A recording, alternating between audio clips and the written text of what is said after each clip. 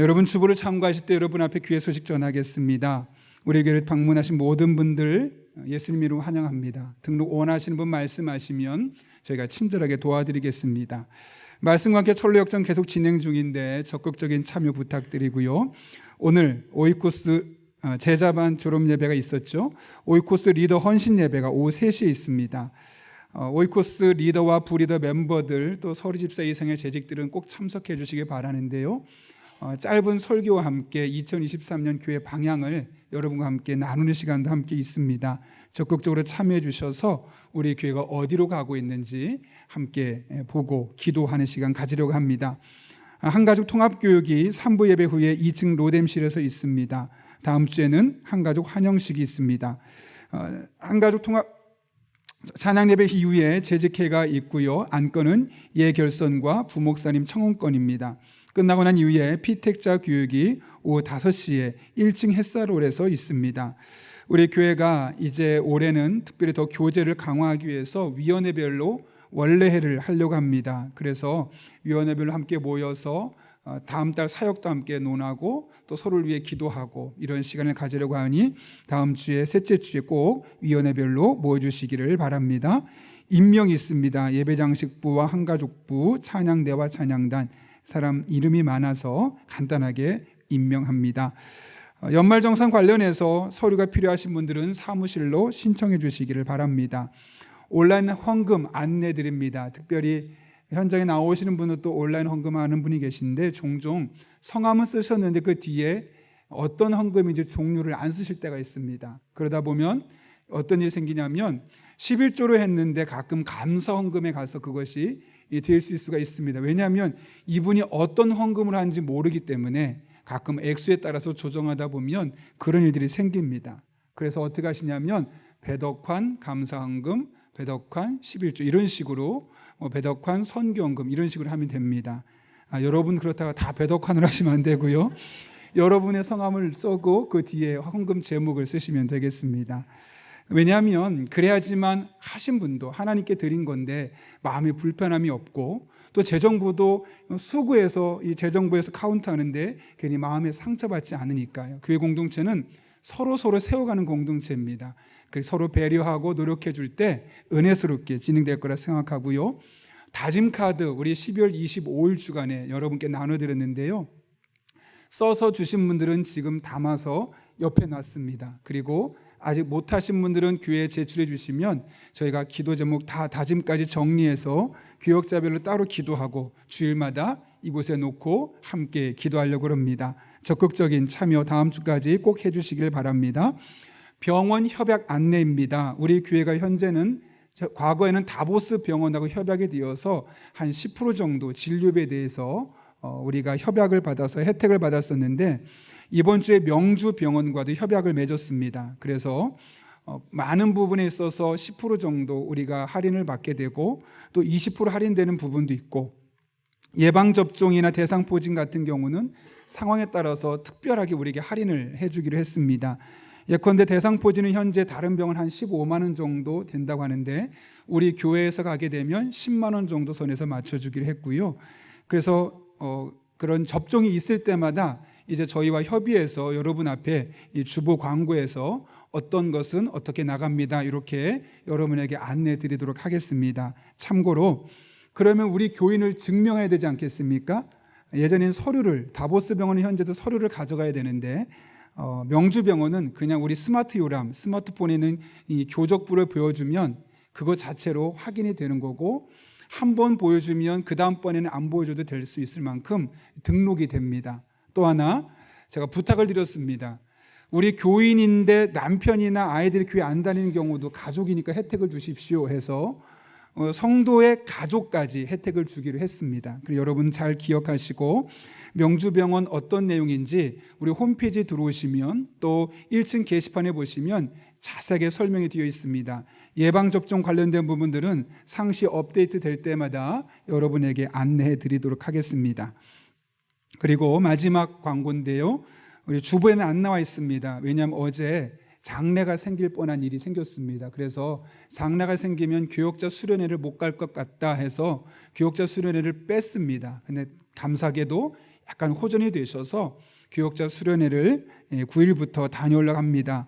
그래서 월요일 설교는 저희 교역자가 하고 가고 화수는 방계민 목사님, 강남대 기독교학과 교수님이시죠. 저희 예배에 함께 참석하고 계신데 그 목사님께서 새벽 설교를 진행하게 됩니다.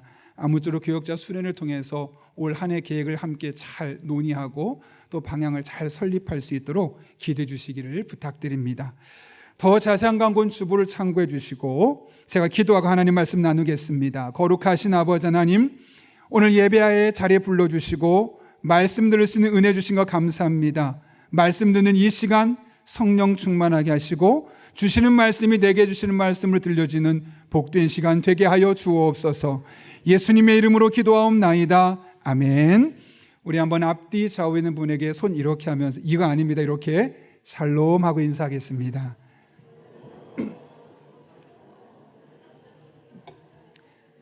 혹시 또 이렇게 하신 분 안 계시죠?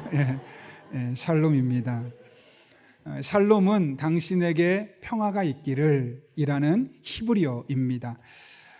우리 교회 표어가 뭐죠? 복음의 사람, 제자로 살게 하소서. 지난해 2023년 어떤 표어를 가지고 와야 될까 많은 고민을 하고 기도하던 중에 제자라는 단어가 떠올랐습니다. 그래서 계속 고민하는데, 그럼 도대체 제자는 어떤 사람인가? 제자가 되려면 어떤 모습이 필요한가? 한편으로는 굳이 우리가 제자까지 될 필요가 있을까? 라는 것 부분까지 생각해보고 고민해보았습니다. 그러면서 제가 오래전에 사서 읽었던 제자도에 관한 책을 3권 정도를 살펴보았는데요.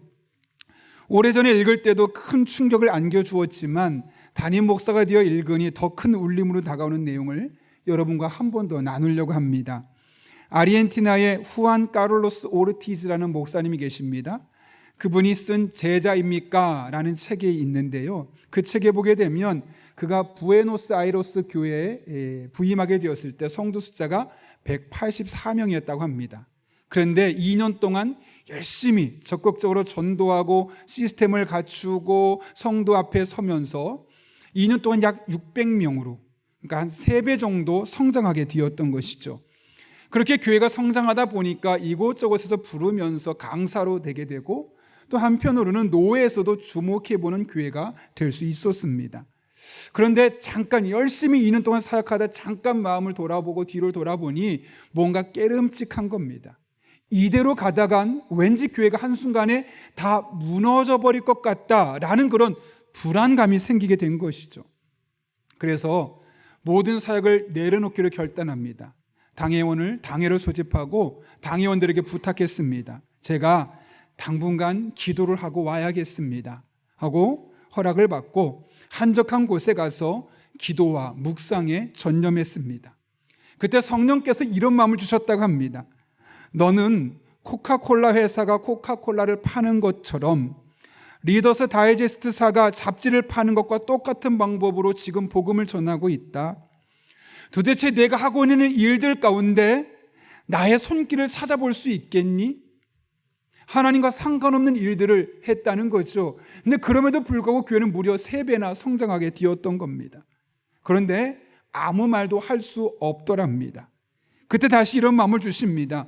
너희는 지금 자라나고 있지 않아. 네 생각에는 교인 수가 200명에서 600명으로 늘어났으니까 자라나고 있다고 생각했겠지만 그것은 자라나는 것이 아니라 살이 찌고 있는 것이야. 처음에는 무슨 말인지 선뜻 이해가 되지 않았습니다. 그때 하나님께서 다시 한번 말씀하십니다.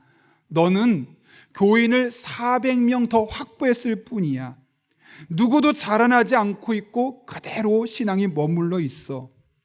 전에는 내가 200명의 영적인 아기를 거느렸다면 지금은 600명의 영적인 아이를 거느리고 있는 것이야 라고 했다는 겁니다. 여러분, 이게 무슨 말이겠습니까? 성도들의 영적인 성숙이 일어나지 않는다면 아무리 숫자가 많아지고 재정이 풍성해진다 할지라도 그것은 성장이 아니라는 겁니다. 오히려 그것은 말 그대로 살쪄가고 있는 것이죠. 여러분, 살쪄가고 있는 교회, 건강한 교회가 아닙니다. 점점 병들어가고 있는 것입니다. 그렇다면 우리는 살찌는 교회에서 벗어나야만 합니다. 그리고 그 길은 모든 성도들이 하나님의 말씀으로 훈련을 받고 영적으로 성숙한 예수님의 제자가 될 때 가능한 것이지요. 그럴 때 건강한 제자가 될 수 있습니다. 그럴 때 건강한 교회가 될 수 있습니다. 그럴 때 현재 우리가 살고 있고 앞으로 우리의 자녀들이 살아갈 이 세상을 건강하게 만들어갈 수 있습니다.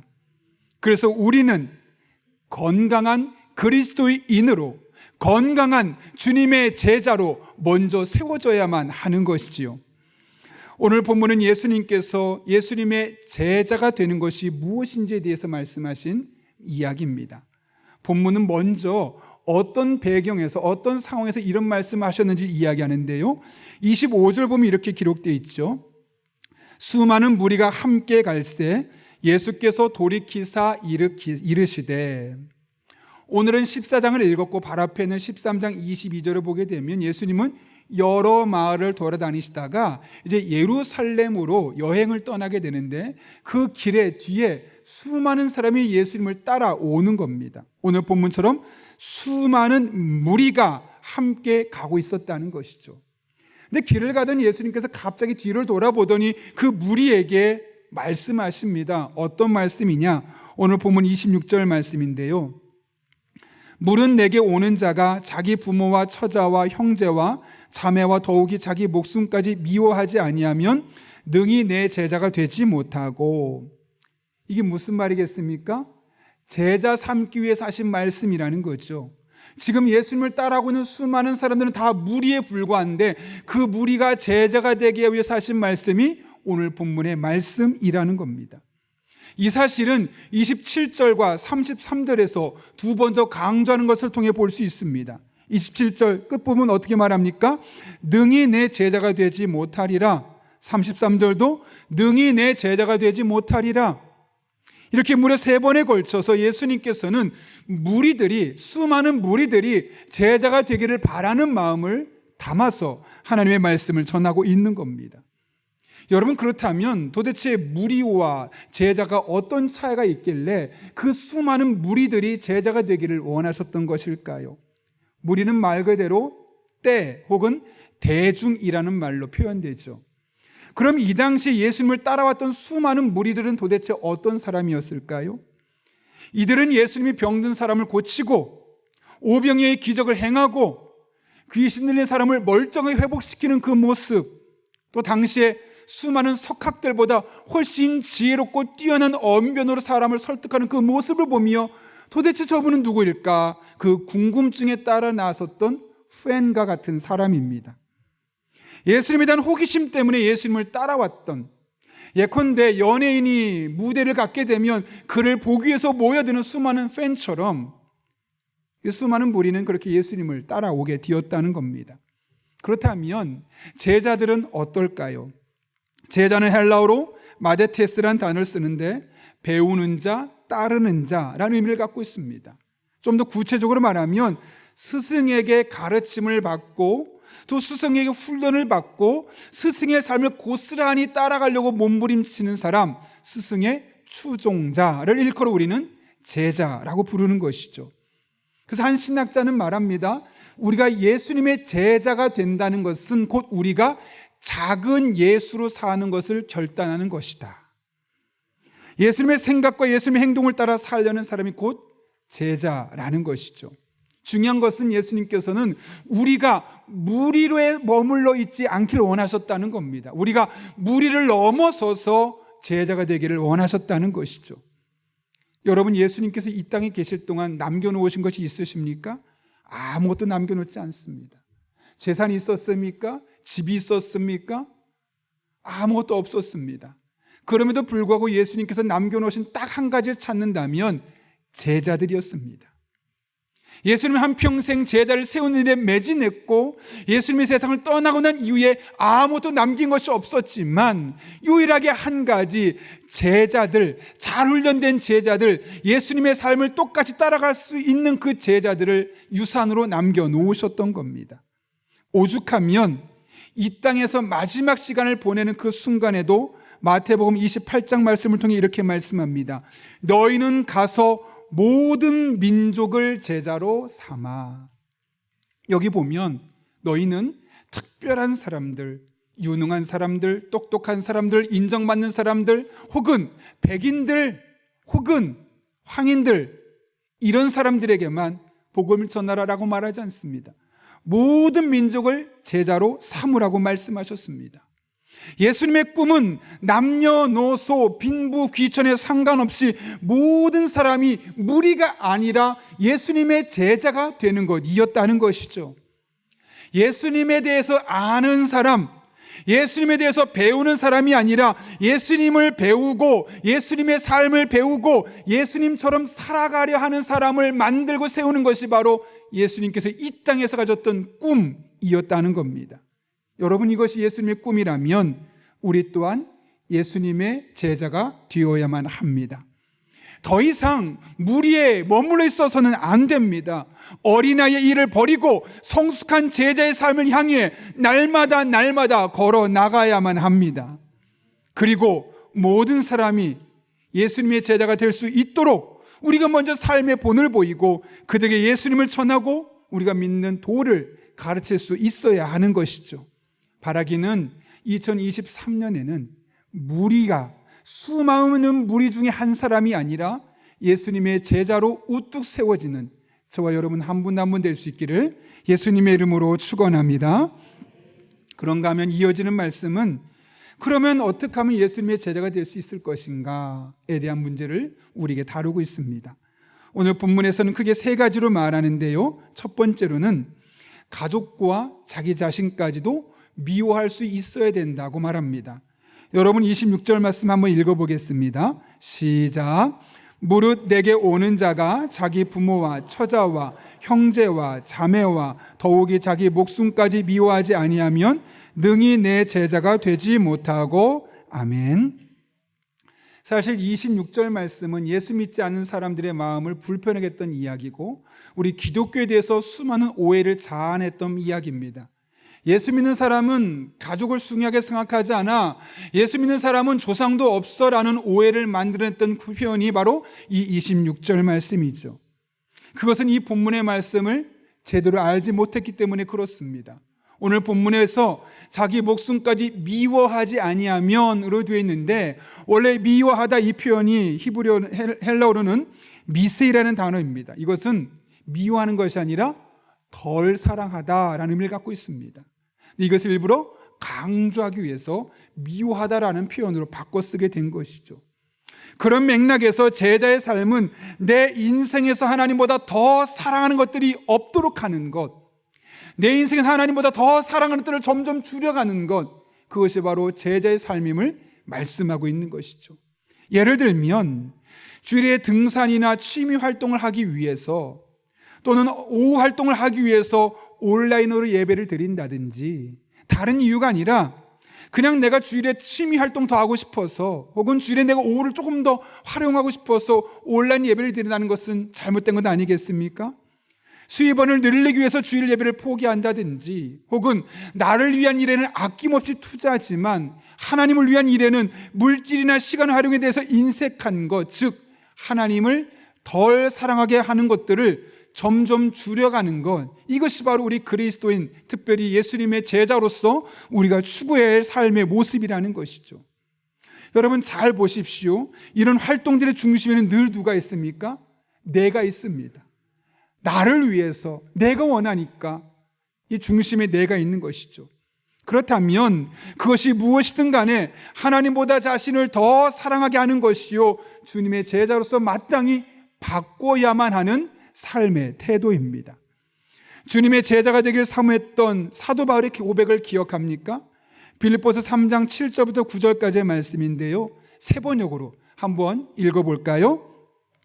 나는 내게 이루었던 것은 무엇이든지 그리스도 때문에 해로운 것으로 여기게 되었습니다. 그뿐만 아니라 내 주 예수 그리스도를 아는 지식이 가장 고귀하므로 나는 그 밖의 모든 것을 해로 여깁니다. 나는 그리스도 때문에 모든 것을 잃었고 그 모든 것을 오물로 여깁니다. 나는 그리스도를 얻고 그리스도 안에 있는 사람으로 인정받으려고 합니다. 아멘. 예수님과 가까이 하는데 장애물이 되는 것이라면 나는 것을 다 끊어버리겠습니다. 오물을 생각하겠습니다. 해로운 것을 여기겠습니다.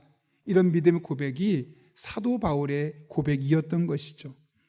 예수님의 제자가 되기 위해서 우리에게 요구하는 두 번째 요소는 고난의 십자가를 질 수 있어야 한다는 겁니다. 오늘 27절 말씀은 이렇게 말하죠. 누구든지 자기 십자가를 지고 나를 따르지 않는 자도 능히 내 제자가 되지 못하리라. 여러분, 도대체 십자가를 진다는 것이 무엇을 의미하는 것일까요? 당시의 배경을 알아야 하는데요. 로마인들은 죄수가 사형장으로 끌려갈 때 자기가 못 박혀야 될 그 십자가를 직접 등에 지고 가게 했습니다. 따라서 오늘 본문에서 자기 십자가를 지라는 말은 내가 주님을 믿음으로 말미암아 어떤 고난이 있다 할지라도 어떤 희생이 있다 할지라도 그것을 감내할 수 있어야 한다라고 말씀하고 있는 것이죠. 여러분, 주님의 제자가 된다는 것은 결코 우리에게 평온한 길만을 말씀하지는 않습니다. 오히려 더 많은 경우 필연적으로 고난이 따라올 수밖에 없습니다. 왜냐하면 예수님의 사고방식이, 제자들의 사고방식이 이 세상이 원하는 사고방식과 너무나 다르기 때문에 그렇습니다. 항상 그런 것은 아니지만 마치 물과 기름이 섞일 수 없는 것처럼 제자의 길을 가길 원하는 사람과 이 세상이 원하는 방식과는 늘 충돌이 일어날 수밖에 없습니다. 그래서 내가 정말 예수님이 원하시는 모습을 살려고 제자의 삶을 살려고 하다 보면 때로는 싫은 소리를 들을 수밖에 없고 때로는 고난도 겪을 수밖에 없는 것이죠. 프랑스에 가면 광야 박물관이 있다고 그래요. 저도 아직 가보진 않았지만 이 프랑스의 18세기에 이 가톨릭의 힘을 등에 업고 이 정부가 개신교 교인들을 핍박했습니다. 예배를 드리면 예배소설을 다 뒤집고 잡아다 감옥에 가두고 하다 보니까 이들이 피난을 가서 광야에서 예배를 드렸는데 그때 모습을 그대로 재현해 놓은 것이 바로 광야 박물관입니다. 그들은 개신교인, 우리가 프로테스탄트가 예배를 드리려고 하면 잡아갑니다. 목사 같은 경우는 그들이 새롭게 만들어 놓은 형틀에 들어가면 뼈가 부러지는 게 아니라 박살납니다. 그리고 마지막에는 참수, 목을 자르는 참수형으로 목회자들을 죽였습니다. 한 걸음 나아가 여성들은 높은 탑 위에다 가둬두어서 그곳에서 혼자 외롭게 추위에 배고픔에 떨다가 죽게끔 만들었고, 남성들은 이 왕이 타는 배 맨 아래층에서 노를 젓게 만드는 노예 신분으로 전락시켰습니다. 그곳에서 열심히 노동하다가 대부분의 남성들은 죽을 수밖에 없었어요. 그런데 이 광야 박물관에 보게 되면 많은 전시물들이 있는데 그 중에 가장 많은 사람의 시선을 끄는 한 작품이 있다고 하는데요. 자그마한 작품에 한 사람이 노를 젓고 있는 모습입니다. 그런데 삐쩍 말랐습니다. 그리고 그의 손과 발에는 쇠고랑이 크게 채워져 있습니다. 그 작품 밑에 이런 글씨가 써 있습니다. 주님, 저로 하여금 제 손목의 쇠고랑을 당신과의 혼인반지로 삼게 하시고 제 발목의 쇠고랑을 당신의 사랑의 사슬로 여기게 하소서.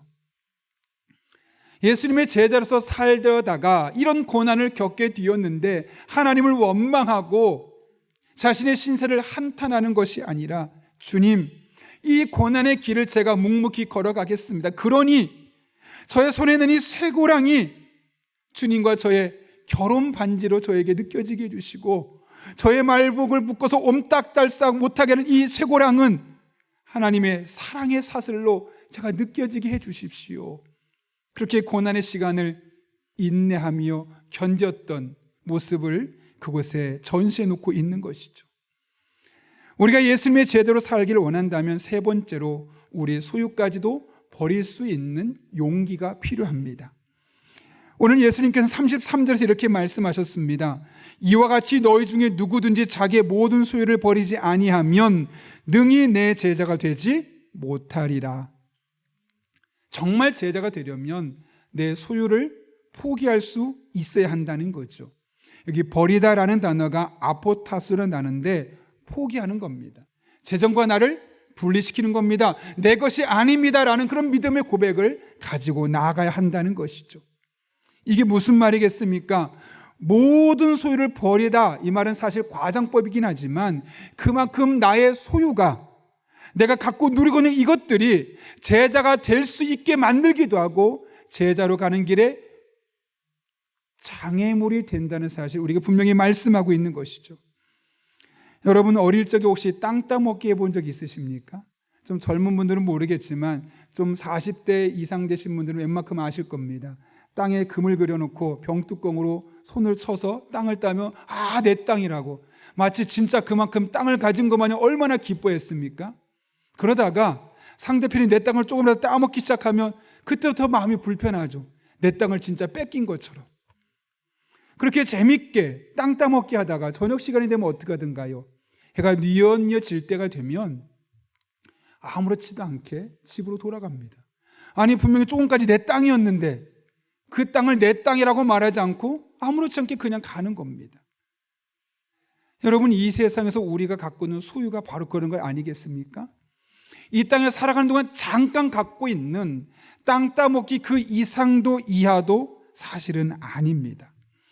이 세상을 떠날 때가 되면 미련 없이 툴툴 털어버리고 한 푼도 건지지 못하고 가는 것이 우리의 모습입니다. 그러므로 여러분의 소유에 대해서 지나치게 집착하거나 지나치게 미련을 갖지 말아야 합니다. 우리의 소유물은 있다가도 없고 없다가도 생기는 법입니다. 물론 이것은 하나님께서 우리에게 주실 때만 가능한 것이죠. 이 같은 사실을 누구보다 직접 경험했던 욥의 고백을 한번 들어볼까요? 욥기 1장 21절입니다. 모태에서 빈손으로 태어났으니 죽을 때는 빈손으로 돌아갈 것입니다. 주신 분도 주님이시요 가져가신 분도 주님이시니 주님의 이름을 찬양할 뿐입니다. 여러분, 이 고백이 언제 나왔습니까? 많이 가졌을 때, 재산도 많고 자녀도 많고 가축도 많고 종도 많을 때, 모든 일이 잘 될 때 이런 고백이 없었어요. 당연한 것이라고 생각했으니까요. 그런데 한순간에 다 빼앗기고 나니까 그렇구나, 자녀도 재산도 건강도 한순간이구나, 내가 할 것은 주신 분도 하나님이시고 가져가신 분도 하나님이시니까 그냥 그분을 늘 찬송할 뿐이구나 라는 것을 깨닫게 되었던 것이죠.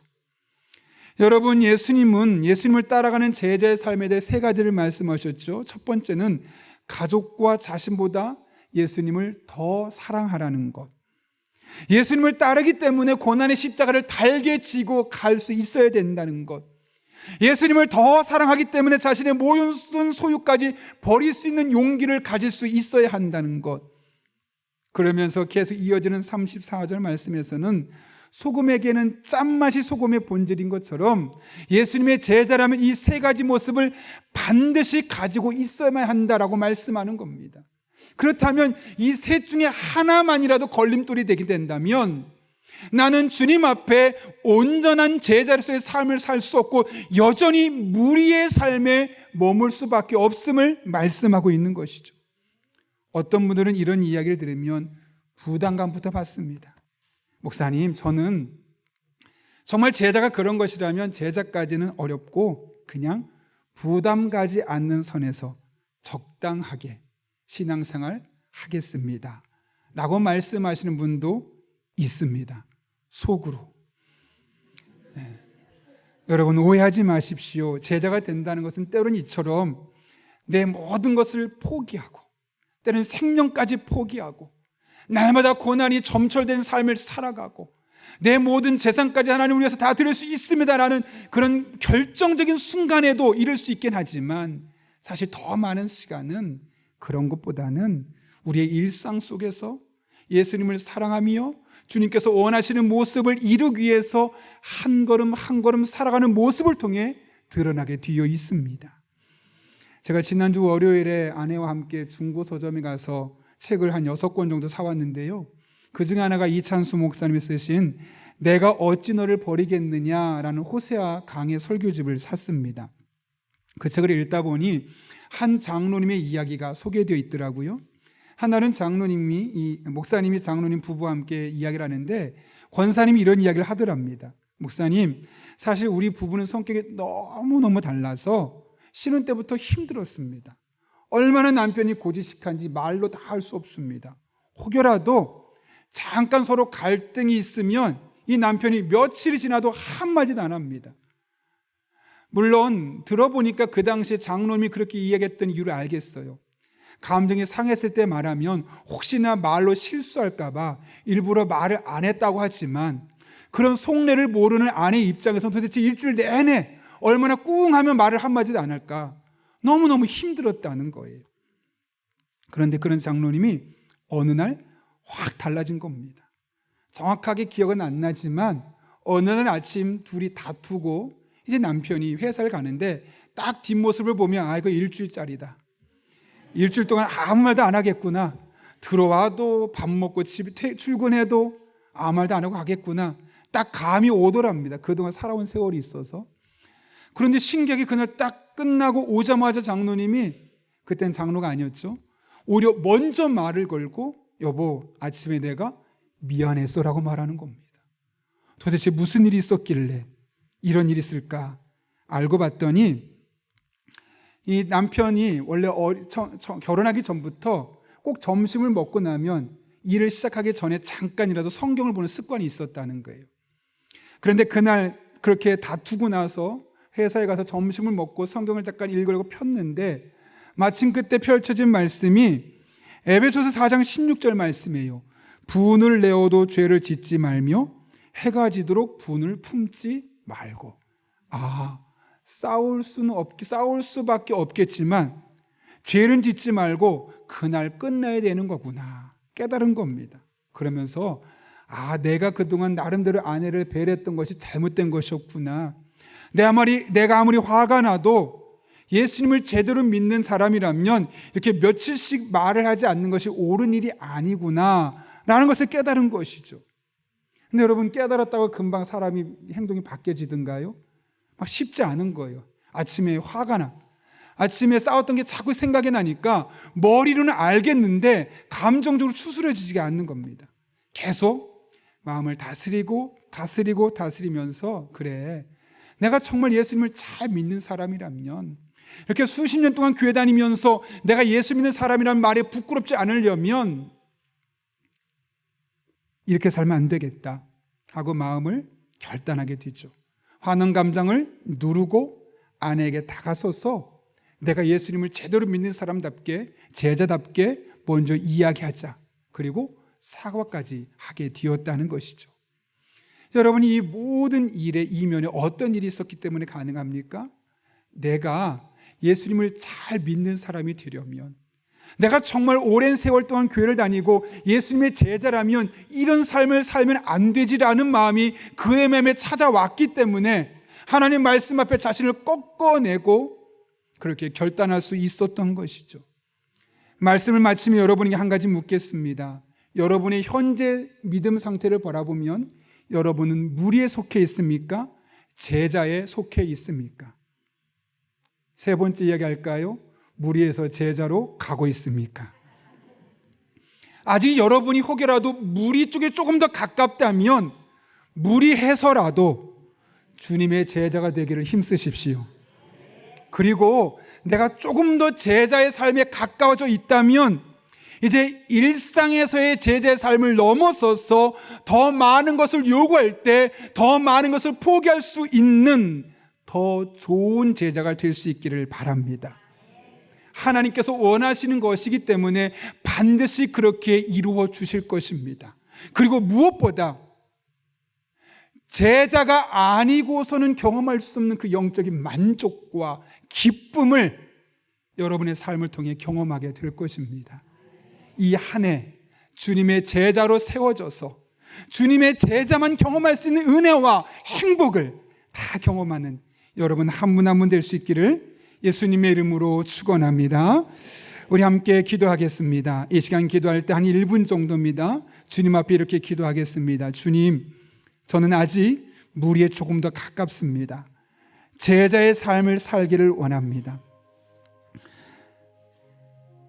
무리해서라도 주님의 제자가 되기를 힘쓰는 제가 되게 도와주시고 한 걸음 나아가 일상의 삶을 넘어서서 주님께서 더 많은 것을 요구하시더라도 얼마든지 헌신하고 희생하고 포기할 수 있는 더 좋은 제자 되게 하여 주옵소서.